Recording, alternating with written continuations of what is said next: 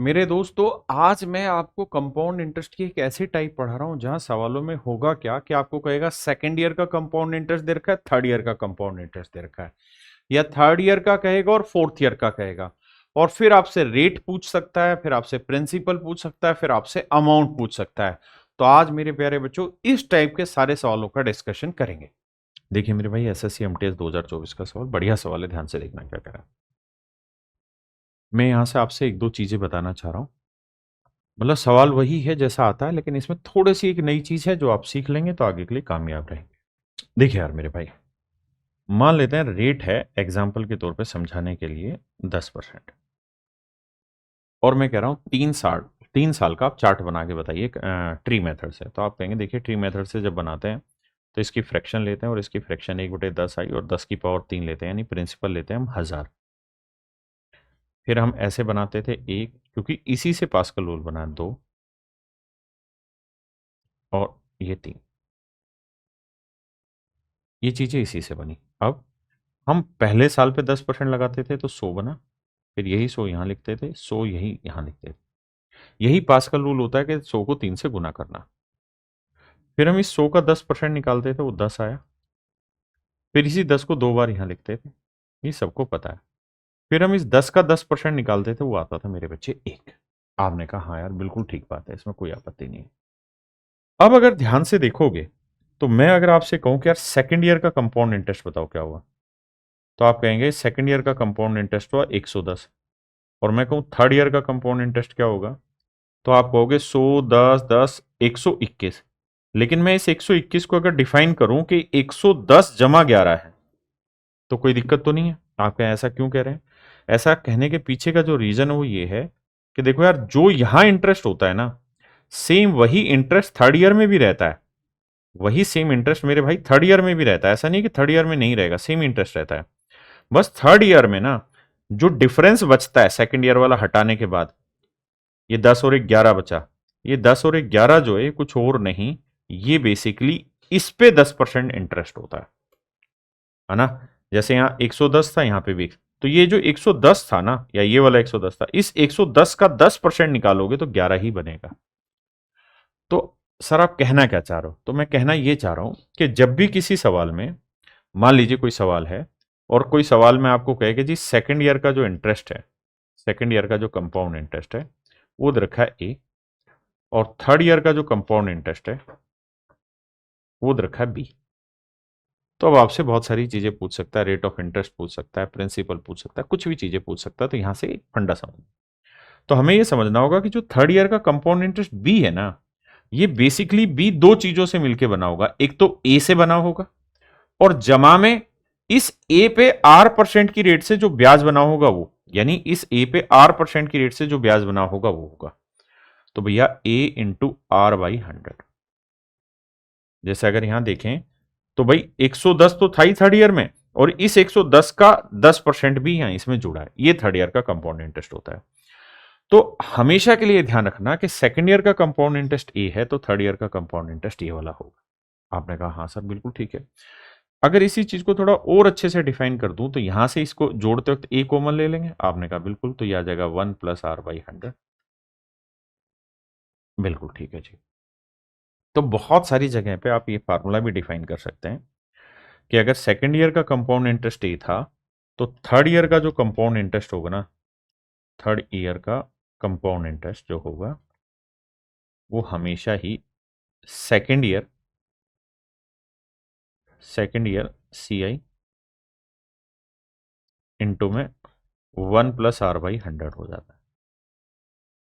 ये फार्मूला आप आगे के लिए ध्यान भी रख सकते हैं कि भाई थर्ड ईयर का जो CI होगा वो बेसिकली सेकेंड ईयर का CI इंटू में 1 + R/100। या एक और अच्छी और विद्वानों वाली बात समझने की है, वो ये कि जब आप इससे भी अगर ऊपर जाना चाहते हैं और रेशियो से तोड़ना चाहते हैं चीज़ों को, तो हम यहाँ से रेशियो लेते हैं, क्योंकि इसके थ्रू हम बहुत अच्छी चीज़ें सीखेंगे। रेशियो लेंगे तो ए से कट जाएगा, यहाँ आया 1 और यहाँ आया, जब एलसीएम लेंगे तो 100 + R/100। 100 को दोनों तरफ गुना करेंगे तो यहाँ 100 आया और यहाँ आया 100 + R। तो आप आगे के लिए इस बात को बहुत अच्छे से डिफाइन रखिएगा कि सेकेंड ईयर का कंपाउंड इंटरेस्ट और थर्ड ईयर के कंपाउंड इंटरेस्ट सेकेंड ईयर का कंपाउंड और थर्ड ईयर के कंपाउंड इंटरेस्ट, इनके बीच का जो अनुपात होता है, इनके बीच का जो अनुपात होता है वो हमेशा ही 100 जमा आर होता है। अब जैसे इस वाले सवाल पर अगर हम फोकस करें ओरिजिनल पर, तो ओरिजिनल सवाल पर अगर आप ध्यान से देखें, एमटीएस 2024 का सवाल है, तो कह रहा है यार दूसरे साल का कंपाउंड इंटरेस्ट 1400, मैंने लिख दिया जी 1400, बिल्कुल ठीक है। और कहता है तीसरे साल का कंपाउंड इंटरेस्ट है 2996, मैंने कहा लिख दिया। तो भाई ये सेकंड ईयर है और ये थर्ड ईयर का है, तो इनका जो रेशियो होगा ना वो हर हाल में 100/100 प्लस आर होगा। आपने कहा यार ये बात तो सही है, अब क्या चाह रहे हो आप? अब मैंने कहा मैं कुछ नहीं चाह रहा, अब मैं सिर्फ ये कह रहा हूं कि इसको सिंप्लीफाई कर लो। अब सिंप्लीफाई करके देखें तो 4 से कट रहा है, आपने कहा बिल्कुल ठीक है जी, 4 से भी ना काटें तो 2 जीरो से 2 जीरो कट गया, बिल्कुल कट गया जी। 14 से काटो, 14 एकम 14, 14 दूनी 28, बचा 1, फिर 14 एकम 14, 14 चौक 56। तो सर क्रॉस मल्टीप्लाई करोगे तो 100 प्लस आर की जो वैल्यू आएगी वो डायरेक्ट 214 आ गई, और आर की जो वैल्यू है वो 114। तो मेरे बच्चे रेट ऑफ इंटरेस्ट आ जाएगी 114%। या आप इसी चीज को ऐसे भी समझ सकते हैं कि भाई जो सेकेंड ईयर का कंपाउंड इंटरेस्ट है मेरे दोस्त, थर्ड ईयर में वो तो होगा ही, प्लस में कुछ और होगा। या हम यूं कह सकते हैं कि थर्ड ईयर का कंपाउंड इंटरेस्ट और सेकेंड ईयर का कंपाउंड इंटरेस्ट का जो डिफरेंस होगा वही वैल्यू बेसिकली सेकेंड ईयर पे इंटरेस्ट जनरेट कर रही होगी। तो हम इस चीज को ऐसे भी समझ सकते हैं कि भाई यहां सेकेंड ईयर का कंपाउंड इंटरेस्ट है 1400 रुपए, ठीक है जी, सेकेंड ईयर। और थर्ड ईयर का जो कंपाउंड इंटरेस्ट है वो रखा है 2996। तो आपको ये देखना है कि इनके बीच का डिफरेंस कितना है, इसमें से ये घटाएंगे तो ये आएगा 1596। तो आपको ये समझ लेना है मन में कि भाई ये जो 1596 है यही बेसिकली 1400 रुपए पे लगा हुआ ब्याज, और यही रेट हमें अल्टीमेटली फाइंड आउट करनी है। जब फाइंड आउट करोगे तो ये आ जाएगा 114%। समझ पाए मेरे प्यारे बच्चों? आप इसी चैनल पे, राकेश यादव चैनल पर जाएंगे, प्लेलिस्ट में जब जाएंगे तो आप देखेंगे कि यहाँ पे जो ये वाली प्लेलिस्ट है जिसमें 39 वीडियो मैंने डाली हुई है, इन 39 की 39 वीडियो को ध्यान से देखेंगे यहाँ पे, तो मेरे प्यारे बच्चों यहाँ मैंने एक एक चीज को बहुत क्लियर कट तरीके से समझाया, 10-10 मिनट के 39 सेशन में ले चुका हूं। तो इस प्लेलिस्ट को जरूर देखिए। देखिए भाई, तीसरे साल में कोई पैसा 4320 और दूसरे साल में 3000 हो रहा है, रेट ऑफ इंटरेस्ट बताओ। तो दूसरे साल में इंटरेस्ट हो रहा है 3000 और तीसरे साल में 4320, तो इनका डिफरेंस देखो, 3 और 4320 का डिफरेंस आएगा 1320। तो मुझे देखना है 1320 का ब्याज 3000 पे तो 100 पे कितना। तो भाई 3 जीरो से 3 जीरो काटा, 3 चौक 12, 3 चौक 12, 44% मेरा आंसर है, ऑप्शन बी। कह रहा है यार सेकेंड ईयर में जो इंटरेस्ट है मेरे बच्चे वो है 5000 और थर्ड ईयर में है 6050। तो थर्ड ईयर और सेकेंड ईयर का डिफरेंस कितना है? तो जवाब होगा जी 1050। तो हमें एक्चुअल में यही देखना है कि 1050 इसका कितना परसेंट है, क्योंकि मुझे रेट निकालनी है। तो 0 से 0 काटा, 5 से काटा 100 और 5 से काटा 21। तो 100 पे 21 का ब्याज होना मतलब रेट ऑफ इंटरेस्ट आ गया 21%। नहीं तो आप ऐसे करेंगे भाई 1050 डिफरेंस आया, वो प्रिंसिप मतलब 5000 पे ब्याज है, तो 100 पे कितना? Option C. जैसे इस सवाल में कह रहा है कि यार प्रिंसिप मतलब सेकंड ईयर का इंटरेस्ट 7000 और थर्ड ईयर का 8470 है, तो रेट ऑफ इंटरेस्ट बताओ। तो आप कहेंगे जी 7000 रुपए पे ब्याज कितना लगा ये देख लो। 7000 और इसमें डिफरेंस देखेंगे तो 1470 का है। तो ये कितना परसेंट पूछा हुआ है यही पूछ रहा है। तो 3 जीरो से 3 जीरो, 7 दूनी 14, 7 एकम 7, अगेन 21% मेरा आंसर आ गया। देखिए यार, हमें पता है कि भाई प्रिंसिपल है 4096 और इनका डिफरेंस निकालेंगे तो 14 में 6 गया 8 आया, और यहां बचा 7, 17 में से 9 गया 8 आया, और भैया यहां जीरो में जीरो, तो 1088 आया मेरा इंटरेस्ट। अब मुझे देखना है कि आंसर कौन सा होगा, आंसर इनमें से कौन सा होगा। 1088 अगर ब्याज बना है 4096 पे, तो आंसर कौन सा होगा?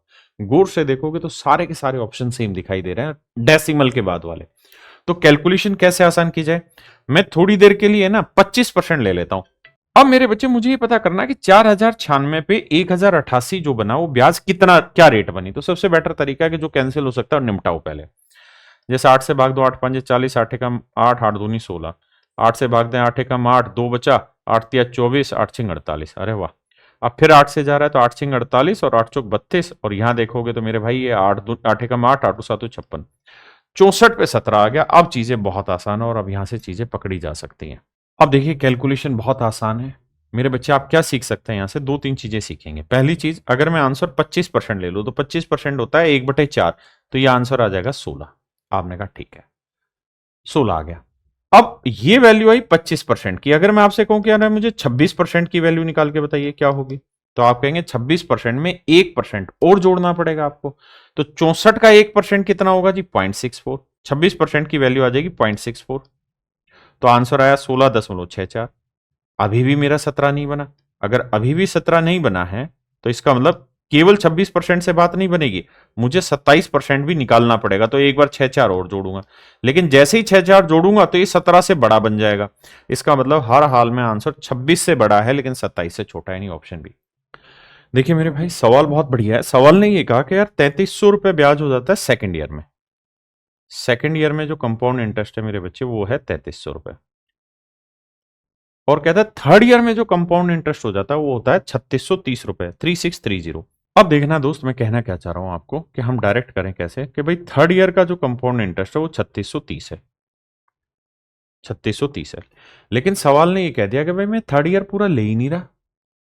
अगर मेरे भाई आप थर्ड ईयर पूरा ले ही नहीं रहे हैं, थर्ड ईयर आधा ही ले रहे हैं, क्योंकि 2.5 साल है तो आधा ही ले रहे हैं, तो ब्याज भी आधा हो जाएगा। आधा करेंगे तो 1815 रुपए आएगा। आपने कहा ठीक है। अब मेरे बच्चे मुझे समझना ये है कि यार सेकंड ईयर का कंपाउंड इंटरेस्ट 3300 रुपए, फर्स्ट ईयर का बहुत आसान है क्योंकि रेट 10% है, तो 10 से 11 हुआ होगा तो ये 3000 आ गया। अब यूनिट डिजिट से ही पकड़ेंगे ना, तो 3 और 3 6300, 6300। और 6300 में अगर मैं 1815 जोड़ूंगा तो समझ में आया, ये 5 आएगा, 1 8 और 3 11, यानी आखिरी 3 अंक 115 आएंगे। और आखिरी 3 अंक 115 इसी में रखे, क्योंकि मूलधन में जब मैं जोड़ूंगा इसे तो आखिरी डिजिट तो जीरो आएंगे भाई। ये 3000 है तो प्रिंसिपल रहा होगा 30,000, तो 30,000 में जोड़ेंगे तो आखिरी 3 डिजिट तो जीरो ही थे ना, तो उसी से कनेक्ट करके आंसर डायरेक्ट आ रहा है। इस सवाल का जवाब मेरे प्यारे बच्चों आपको खुद देना है और कमेंट में बताना है कि भाई आंसर क्या होगा। जिस भी बच्चे ने अपनी कोचिंग लेनी है, आंख बंद करके एसएससी प्रथम बैच में एडमिशन ले ले। इसकी फीस 1599, लेकिन अभी के लिए ये फीस आपको 999 रुपए में मिलेगी। कैरियरविल ऐप डाउनलोड कर लीजिए, और इसी बैच के साथ मेरे बच्चे कंप्लीट प्रैक्टिस बैच भी फ्री मिलता है और रिवीजन बैच भी आपको फ्री मिलता है।